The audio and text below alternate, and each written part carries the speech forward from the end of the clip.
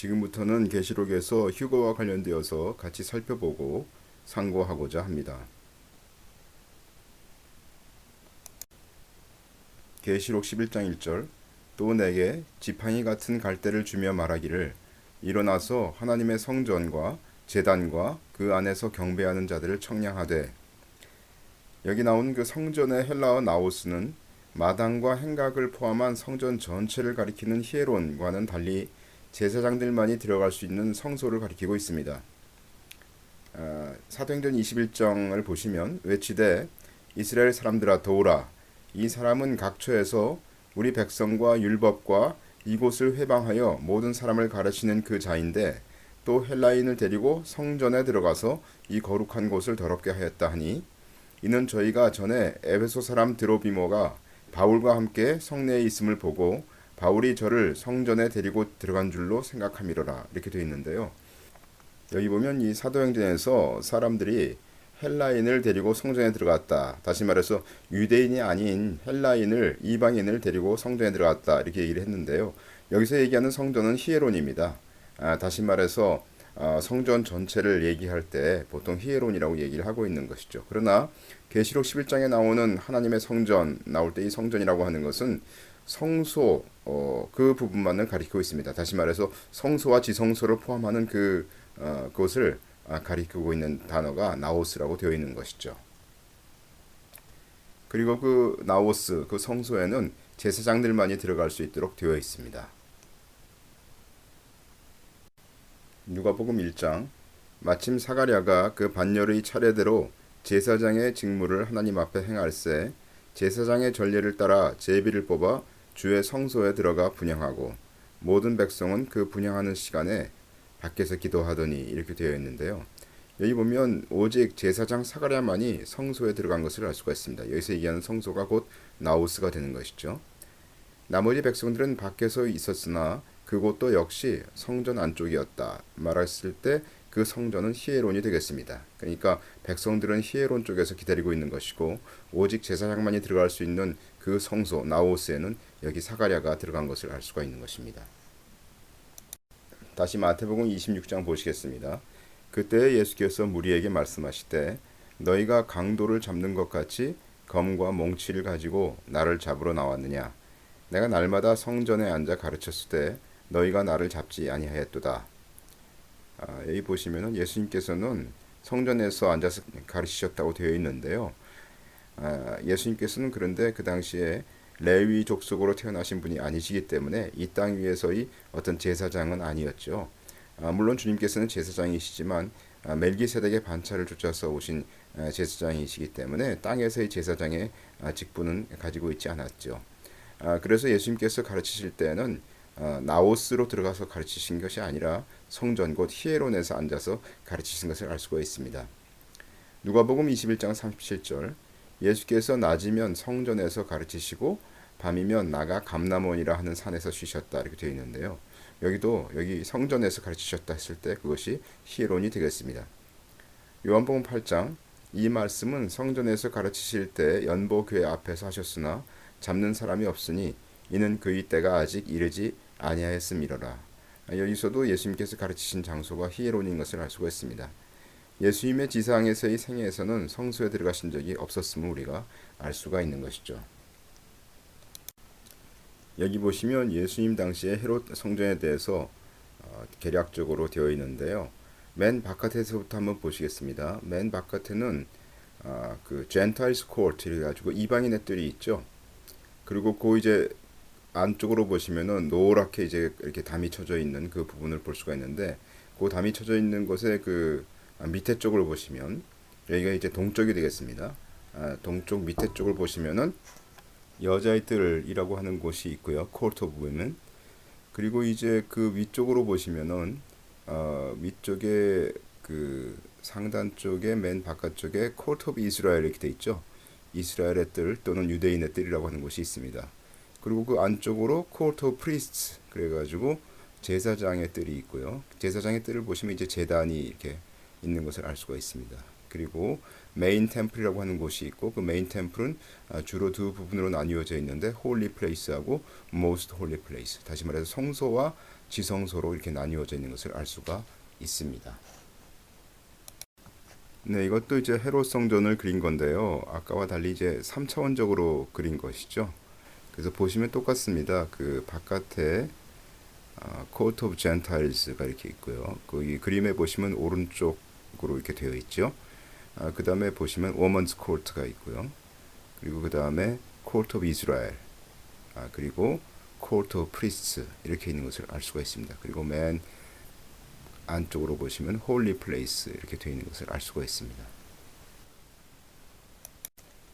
아까도 말씀드린 것처럼 예수님은 레위 지파 제사장이 아니시기 때문에 율법 아래 나신 예수님은 성소, 다시 말해서 나오스로 들어가시지는 않으셨습니다.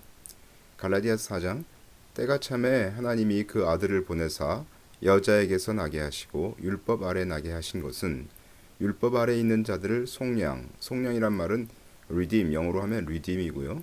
값을 지불하여서 자유케 한다 이런 뜻이죠.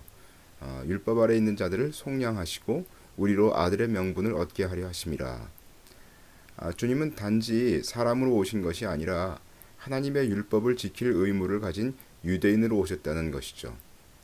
그리스도께서는 그의 삶 속에서 율법의 요구를 만족시키시고 죽음으로 율법의 진노를 짊어지셨다고 되어 있습니다.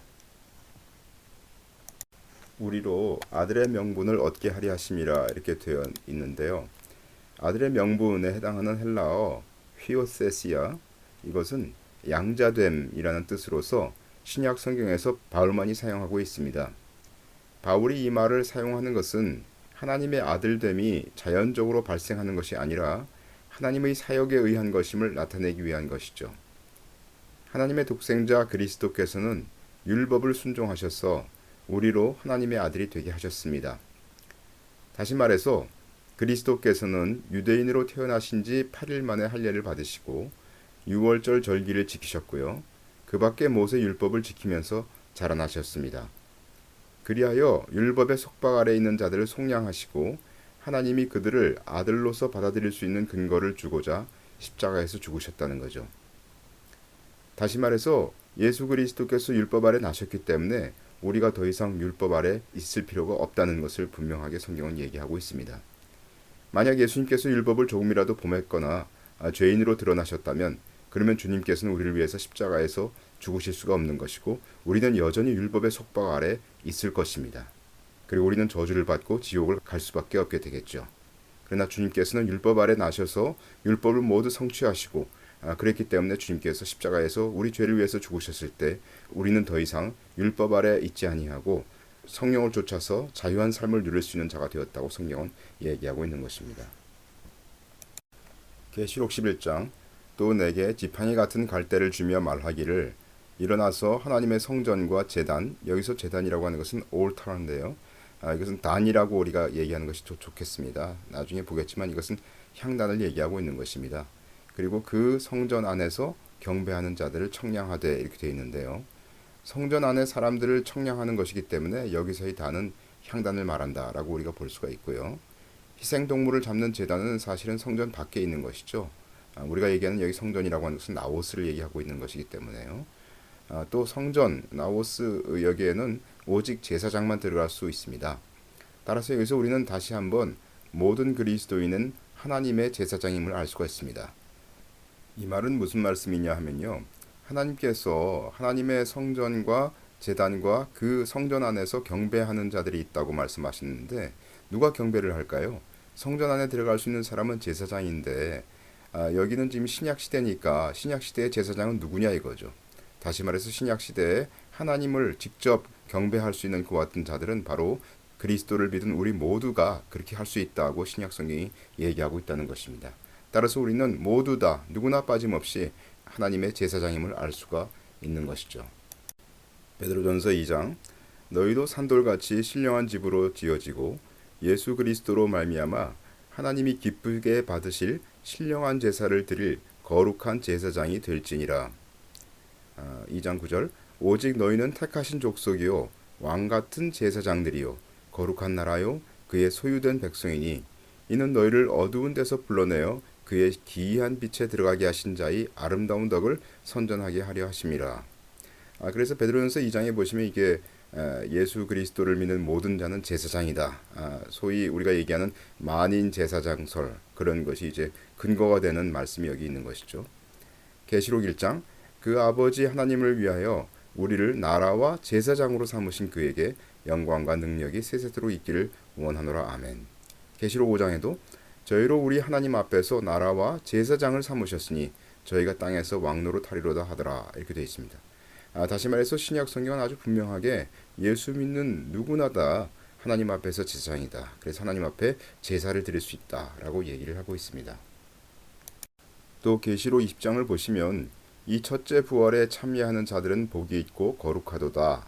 둘째 사망이 그들을 다스리는 권세가 없고 도리어 그들이 하나님과 그리스도의 제사장이 되어 천년 동안 그리스도로 더불어 왕노로 타리라. 이렇게 되어 있습니다. 그래서 계시록 곳곳에도 우리가 하나님의 또 그리스도의 제사장인 것을 성경이 얘기하고 있는 것이죠.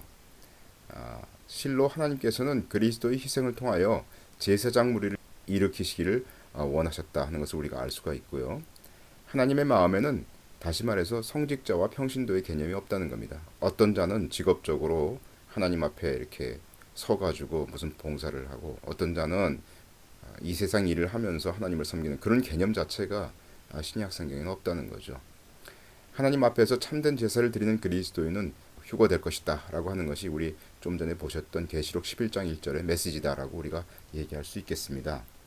조금 더 첨언을 한다면요, 다시 말해서 우리가 세상 일을 하지만 그 세상 일을 주님을 섬기듯이 하는 것이고 그것이 결국은 주님을 봉사하고 섬기는 주님의 일인 것을 우리가 그렇게 성경은 말하고 있다고 보고 있습니다. 자, 그러면 신약 시대의 모든 그리스도인들이 제사장이라고 하였는데요. 제사장이라고 한다면 어떤 제물이 있어야 되지 않겠습니까? 하나님께 바칠. 그럼 무엇을 우리가 바치겠는가 하는 것에 대해서 신약 성경이 얘기하고 있다는 것이죠.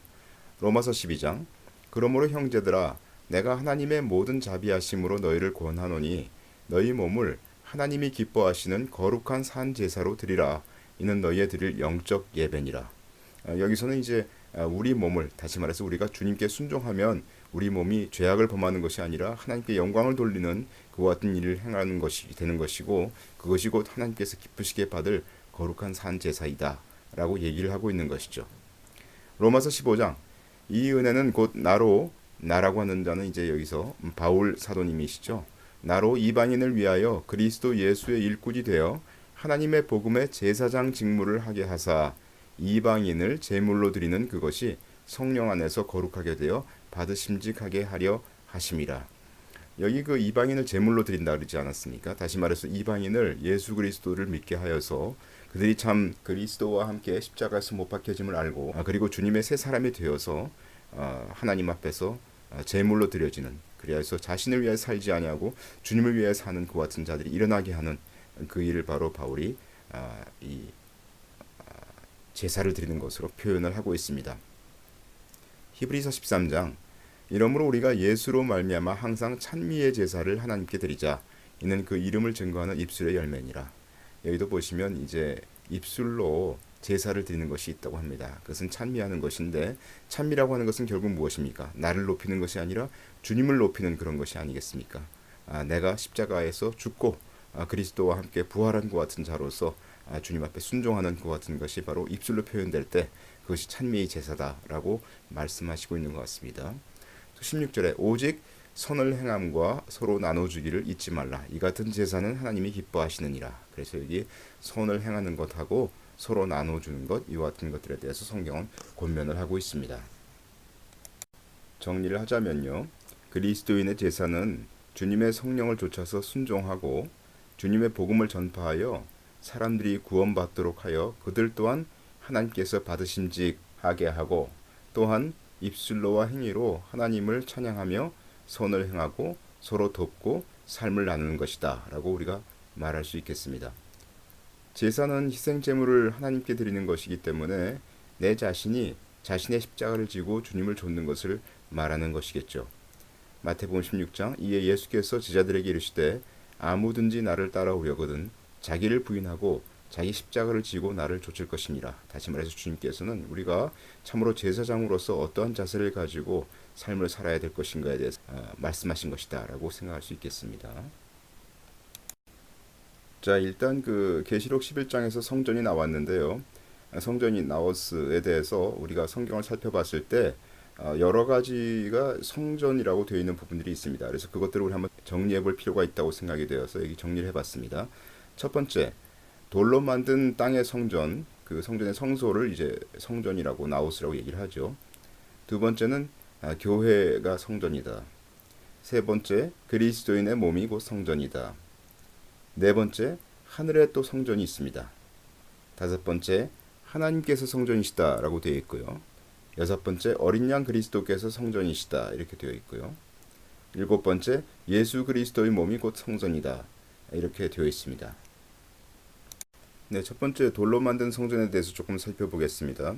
요한복음 2장, 유대인의 유월절이 가까운지라 예수께서 예루살렘으로 올라가셨더니 성전 안에서 소와 양과 비둘기 파는 사람들과 돈 바꾸는 사람들이 앉은 것을 보시고 노끈으로 채찍을 만드사 양이나 소를 다 성전에서 내어 쫓으시고 돈 바꾸는 사람들의 돈을 쏟으시며 상을 엎으시고 이렇게 되어 있는데요. 여기는 전부 이제 보면 제사장 아닌 사람들에 대해서 나와 있으니까 이들은 이제 성전 나우스에 있는 것이 아니라 히에론에 있는 그런 자들을 얘기하고 있는 것이죠. 20절, 유대인들이 가로되 이 성전은 46년 동안의 지었건을 네가 3일 동안에 일으키겠느냐 하더라. 여기 보면 이제 이 성전은 예수님의 육체된 그 성전을 말하고 있는 부분인데요. 하여튼 이 유대인들이 얘기할 때는 예수님의 육체로 생각하지 못하고 이 돌로 만든 그 성전, 다시 말해서 성소지성소를 얘기하는 나우스를 가리켜서 얘기를 했던 그 부분입니다. 마태복음 27장, 때 예수를 판 유다가 그의 정죄됨을 보고 스스로 뉘우쳐 그 은 30을 대제사장들과 장로들에게 도로 갖다 주며 가로되 내가 무죄한 피를 팔고 죄를 범하였도다 하니 저희가 가로되 그것이 우리에게 무슨 상관이 있느냐 네가 당하라 하거늘 유다가 은을 성소에 던져놓고 물러가서 스스로 목매어 죽은지라. 여기 보면 이제 유다가 예수님의 값에 대해서 성소에 은 30을 던져놓은 곳은 바로 나오스로 이렇게 표현되어 있습니다. 유다는 심각한 양심의 가책을 받아 어떻게든 자신의 실수를 만회할 양으로 율법의 규례를 무시한 채 성소 뜰로 뛰어들어 열린 성전문으로 은 30이 든 주머니를 던져 넣었을 것이다 라고 주석에 되어 있습니다. 다음엔 그 교회에 대해서 한번 알아보겠습니다. 고린도전서 3장 16절, 너희가 하나님의 성전인 것과 하나님의 성령이 너희 안에 거하시는 것을 알지 못하느냐. 하나님의 성령이 거하는 그 하나님의 구속받은 백성은 개인적으로나 집합적으로 하나님의 성전이라고 불려질 수가 있습니다. 성도가 하나님의 영적 성전이라는 근거는 성령의 내주하심에 있는 것이죠.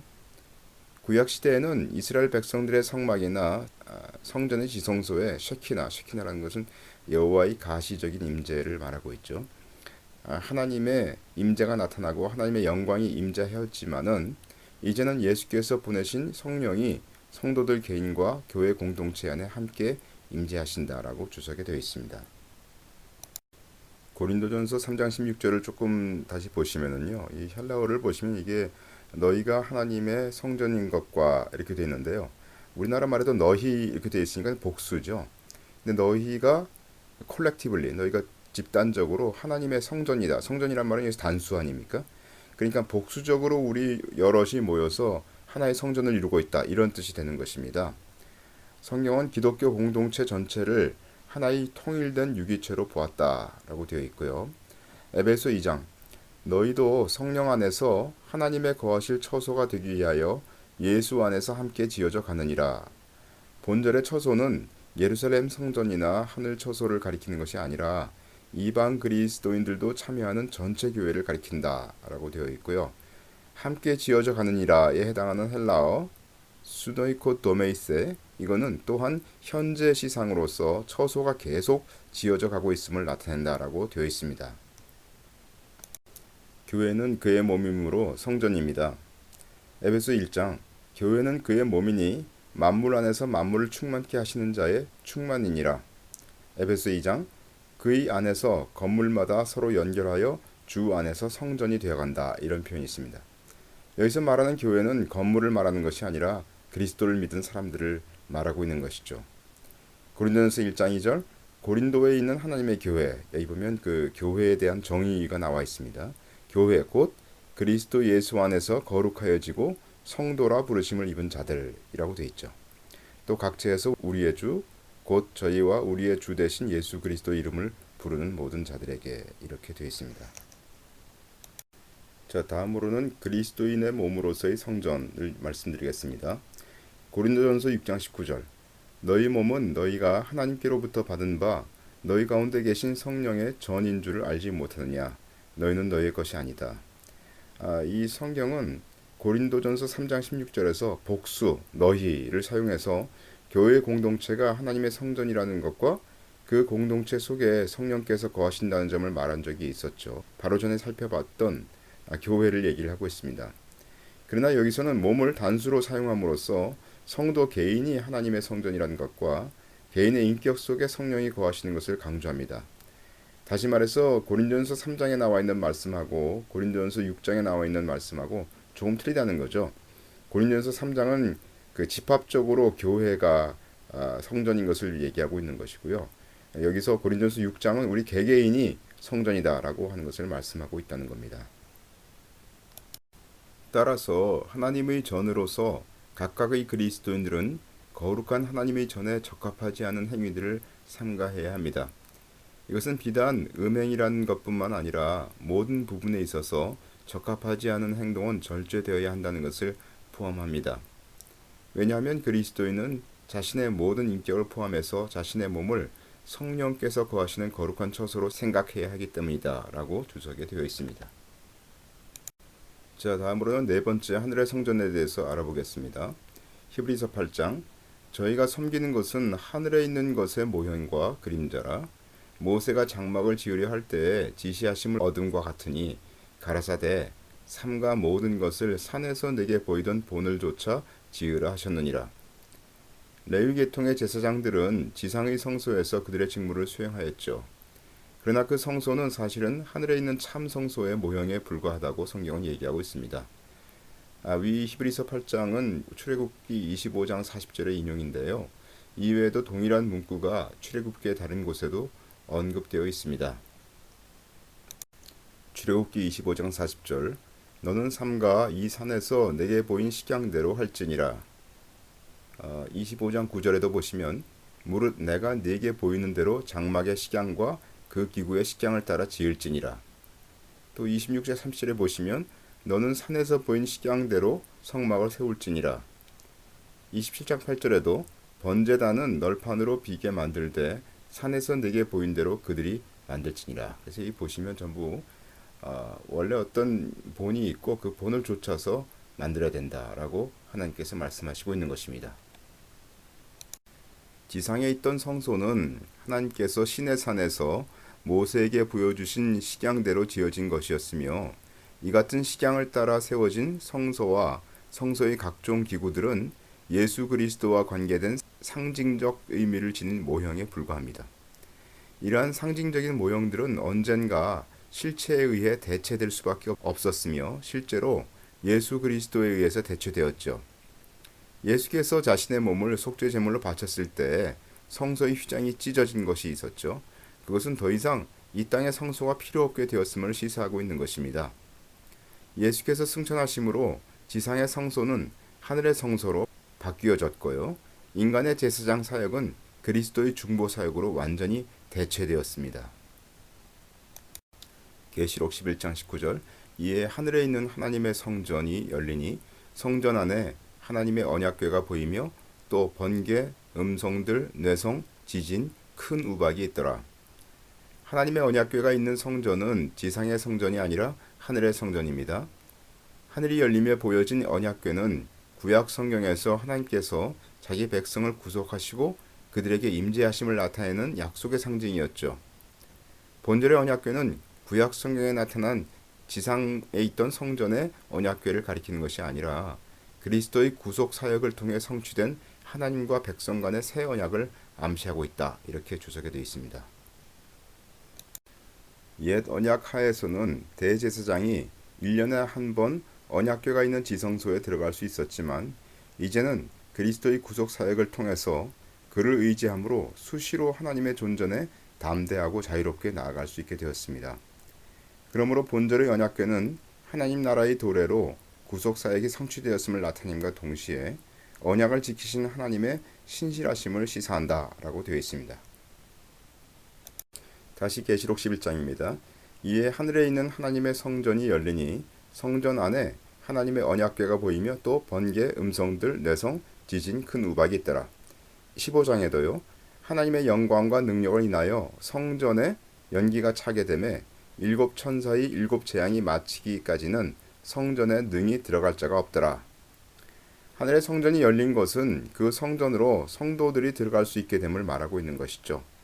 따라서 우리가 봤을 때 계시록 11장에 성전이 열리고요. 또 15장에 보면은 다음부터는 성전에 능히 들어갈 자가 없더라 이렇게 되어 있기 때문에 아마도 계시록 11장과 15장 사이에 휴거가 있음을 말하는 것이다 라고 우리가 추정할 수 있겠습니다. 새하늘과 새 땅에 대해서 잠깐 보겠습니다. 계시록 21장 또 내가 새 하늘과 새 땅을 보니 처음 하늘과 처음 땅이 없어졌고 바다도 다시 있지 않더라. 3절 내가 들으니 보좌에서 큰 음성이 나서 가로되 보라 하나님의 장막이 사람들과 함께 있음에 하나님이 저희와 함께 거하시리니 저희는 하나님의 백성이 되고 하나님은 친히 저희와 함께 계셔서 또 22절에 보시면 성 안의 성전을 내가 보지 못하였으니 이는 주 하나님 곧 전능하신 이와 어린 양이 그 성전이심이라 이렇게 되어 있는데요. 이 장막이라고 하는 헬라어에 스케네라고 하는 단어가 있는데 그 스케네는 히브리어 미시칸을 번역한 것으로 하나님의 임재를 의미합니다.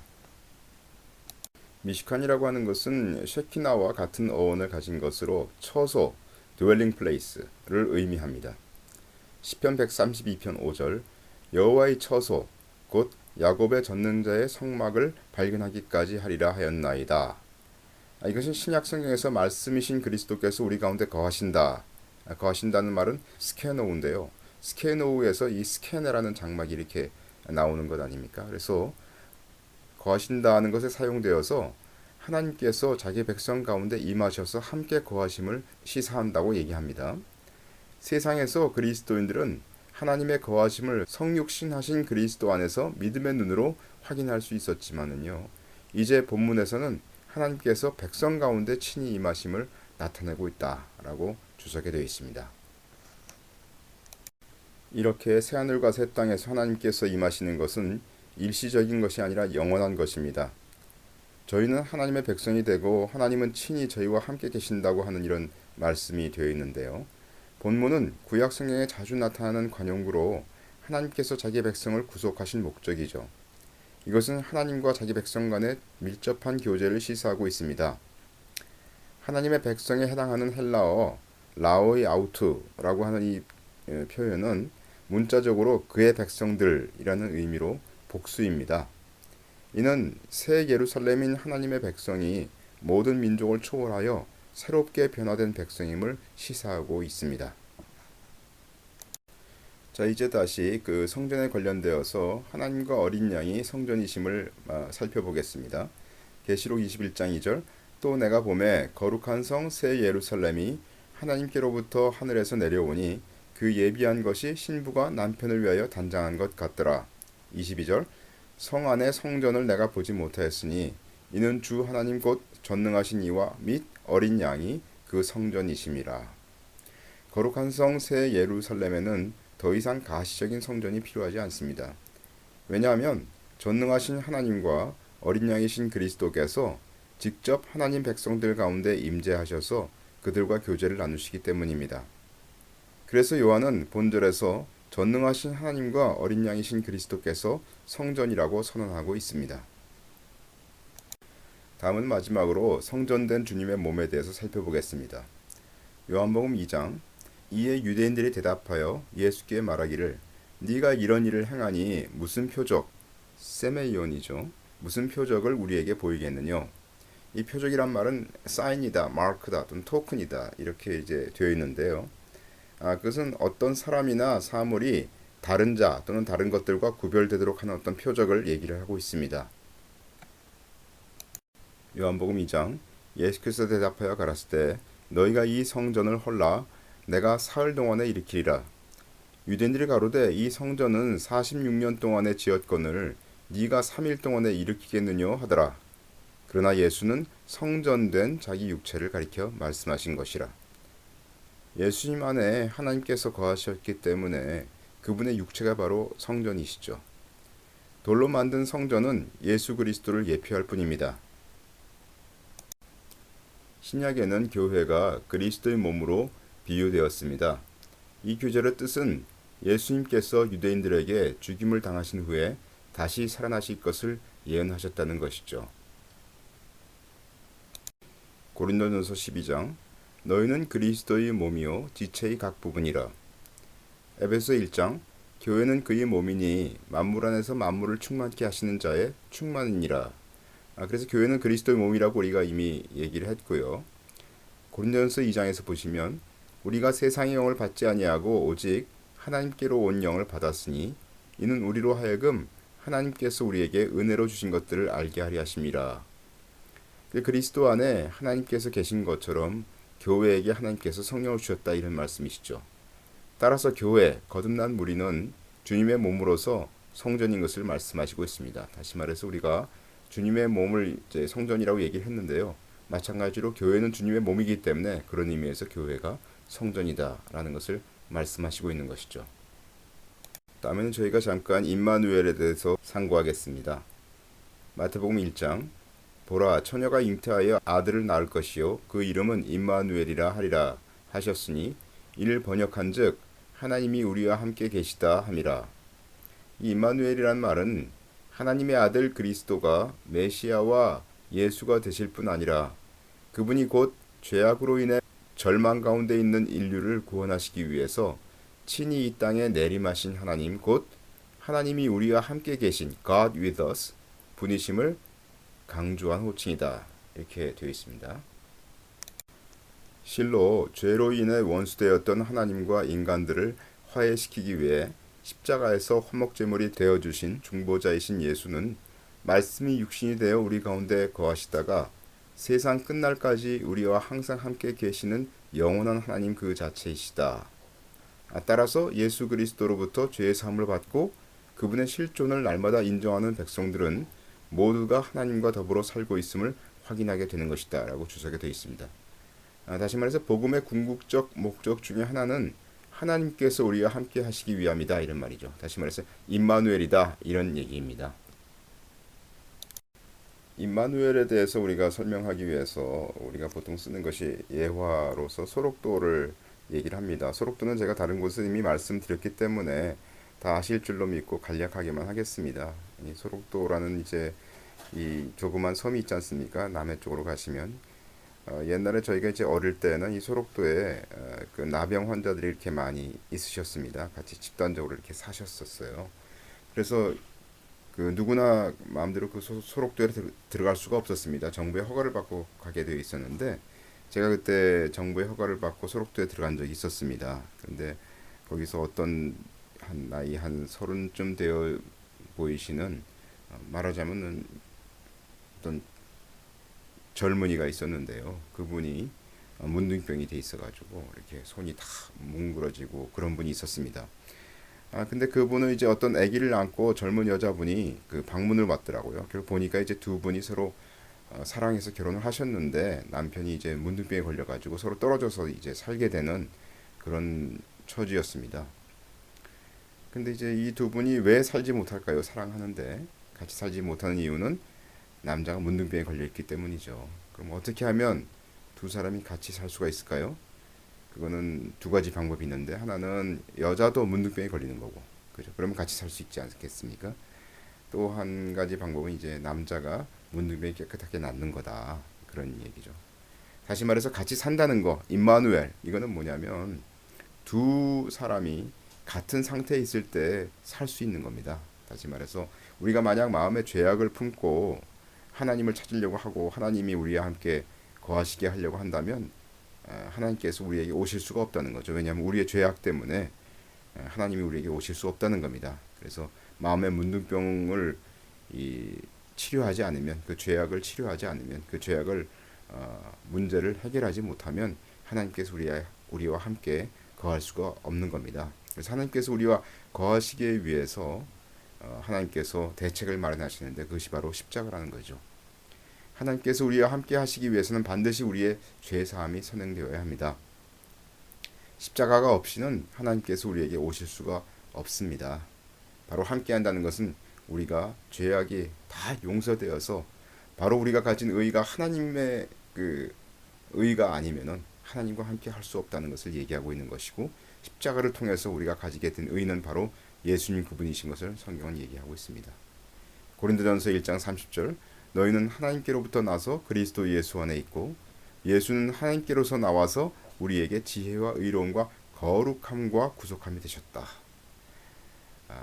고린도후서 5장 21절, 하나님이 죄를 알지도 못하신 자로 우리를 대신하여 죄를 삼으신 것은 우리로 하여금 저 예수님을 믿을 때 하나님의 의가 되게 하려 하심이니라. 그래서 우리가 예수님을 믿으면 하나님의 의가 된다는 것을 성경은 얘기하고 있습니다. 다른 시각에서 본다면 십자가 없이 어떤 신을 믿는 종교는 하나님의 의를 소유할 수 없다는 것을 말하고 있는 것이죠. 다른 모든 종교는 하나님께서 함께 하실 수 없는 종교입니다. 거룩한 하나님을 만나는 유일한 길은 예수 그리스도를 믿는 것입니다. 어떤 율법 또는 인간적인 노력과 선행을 통해서는 하나님께서 함께 하실 수 없는 것은 분명합니다.